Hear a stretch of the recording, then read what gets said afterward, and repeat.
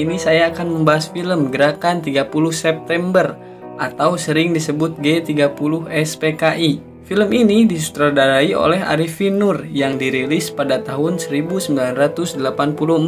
Film ini menceritakan masa menjelangnya kudeta di mana 6 jenderal diculik dan dibunuh oleh PKI. Peristiwa penganiayaan ini terjadi pada tanggal 13 Januari 1965 sekitar subuh di Desa Kanigoro yang terletak tidak jauh dari kota Kediri. Ribuan orang-orang PKI menyerbu tempat training center pelajar Islam Indonesia. Kecuali melakukan pemukulan terhadap seorang kiai dan beberapa orang guru, mereka menginjak-injak kitab suci Al-Quran. 2 hari kemudian, pada tanggal 15 Januari 1965, di suatu desa juga di Kediri, ribuan orang-orang PKI menyerang petani Sudarno dengan dalih sengketa sawah. Kepala desa yang mencoba meleraikan dan menengahi tidak luput pula dari pengeroyokan dan penganiayaan. Pada tahun yang sama di Sumatera Utara terjadi aksi sepihak PKI yang dikenal sebagai peristiwa Bandar Betsi. Peristiwa ini merupakan sengketa tanah milik negara dengan kaum tani yang menggarap secara tidak sah, dan sebenarnya persoalannya telah diselesaikan secara baik. Tetapi kaum tani kemudian dihasut oleh orang-orang BTI PKI untuk menduduki kembali tanah itu secara sepihak melawan pemerintah. Dalam peristiwa ini seorang petugas Peltu Sujono tewas karena dikeroyok dan dianiaya.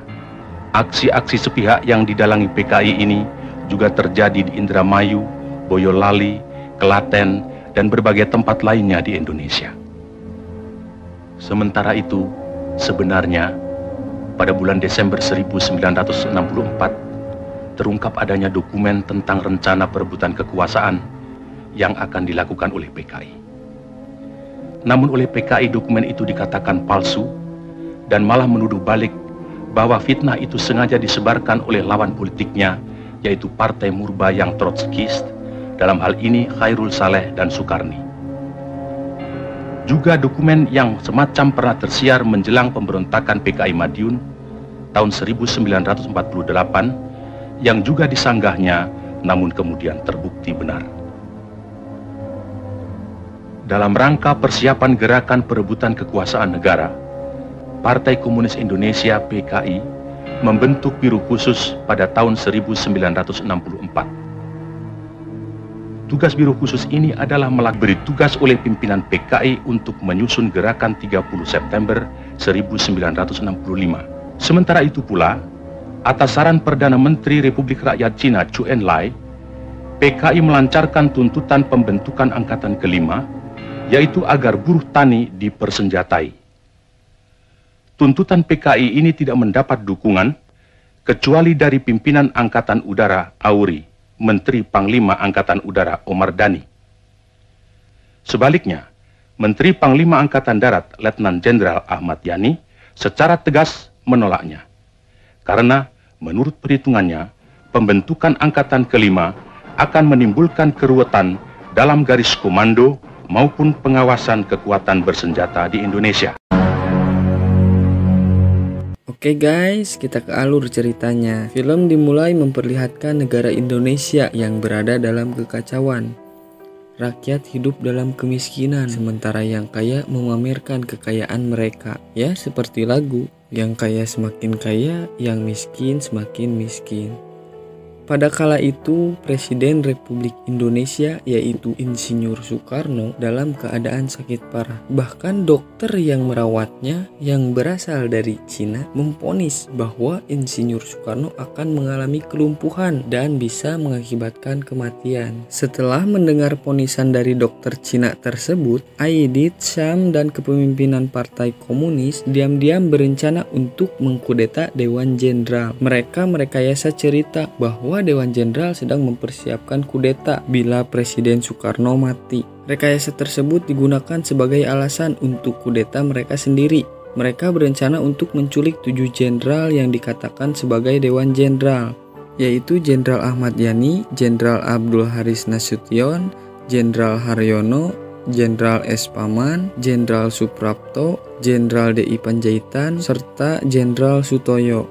Perencanaan operasi ini dibagi menjadi 3 komando, yaitu Komando Penculikan dan Penyergapan. Pasukan ini diberi nama Pasukan Pasopati yang dipimpin Letnan 1 Dularip, dan Komando Penguasaan Kota yang diberi nama Pasukan Bima Sakti yang dipimpin Kapten Suradi, serta Komando Basis. Pasukan ini diberi nama Gatot Sukoco yang dipimpin Mayor Gatot Sukrisno.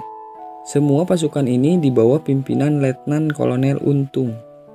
Di sisi lain, Jenderal Ahmad Yani mencurigai bahwa ada sesuatu gerakan yang sistematis sedang berjalan, dan Jenderal Ahmad Yani pun berencana agar besoknya melaporkan kepada Presiden Soekarno. Namun sayangnya, pada tanggal 30 September sampai 1 Oktober, tepat pada pukul 4 subuh, pasukan yang dikomandani oleh Untung menculik 7 jenderal yang telah direncanakannya. Ahmad Yani yang mencoba melawan ditembak dan mati di tempat.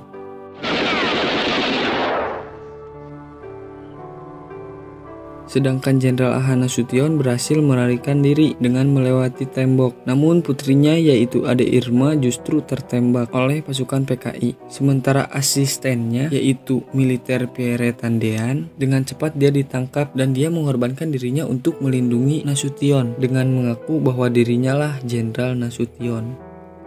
Di sisi lain, Jenderal D.I. Panjaitan ikut dengan rela mengikuti pasukan tersebut. Tetapi ketika dia berdoa terlalu lama, sebelum memasuki truk dia dibunuh.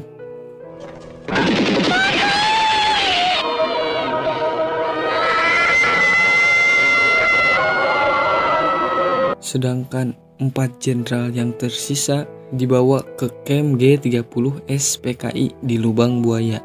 Di Lubang Buaya, para jenderal disiksa dengan tidak manusiawi dan dibunuh. Tubuh mereka kemudian dilemparkan ke dalam sumur.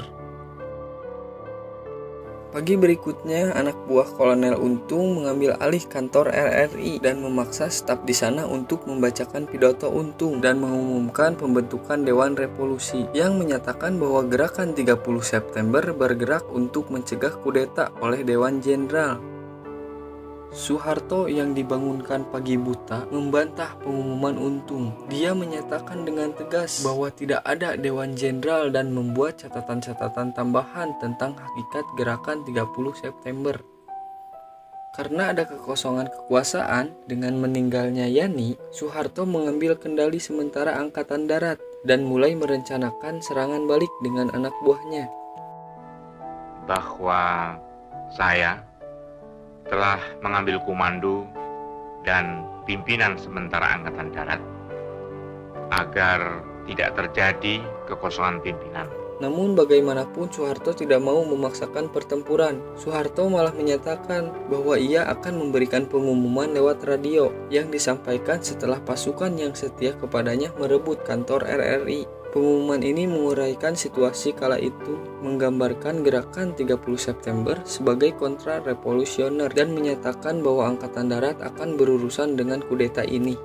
Beberapa waktu kemudian, pasukan di bawah kepemimpinan Soeharto menyerang sebuah markas G30 SPKI, sementara tentara yang berfasilitasi dengan PKI melawan Soeharto.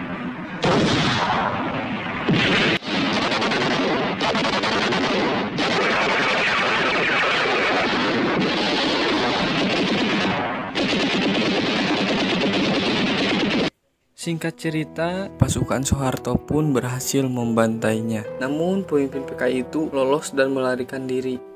Dan mereka berencana untuk melanjutkan perjuangan mereka di bawah tanah. Singkat cerita, Soeharto kemudian dipanggil ke istana kedua, yaitu di Bogor untuk berbicara dengan Soekarno. Di sana Presiden mengatakan bahwa ia telah menerima jaminan dari Marsekal Udara yaitu Omar Dhani bahwa Angkatan Udara tidak terlibat dalam kudeta ini. Namun Soeharto membantah pernyataan tersebut. Ia mencatat bahwa persenjataan gerakan ini adalah seperti orang-orang dari Angkatan Udara dengan menunjukkan bukti senjata yang dimiliki Angkatan Udara. Dan dalam pertemuan ini akhirnya menghasilkan konfirmasi pengangkatan Soeharto sebagai pemimpin Angkatan Darat untuk bekerja sama dengan Pranoto dalam investigasi mereka terhadap peristiwa kudeta ini. Singkat cerita, Angkatan Darat menemukan camp di lubang buaya, termasuk tubuh-tubuh para jenderal. Jenazah para jenderal kemudian dimakamkan di tempat lain dan Soeharto memberikan pidato di mana ia mengutuk gerakan 30 SPKI dan mendesak masyarakat Indonesia untuk melanjutkan perjuangan jenderal-jenderal yang telah meninggal tersebut. Dan cerita pun selesai.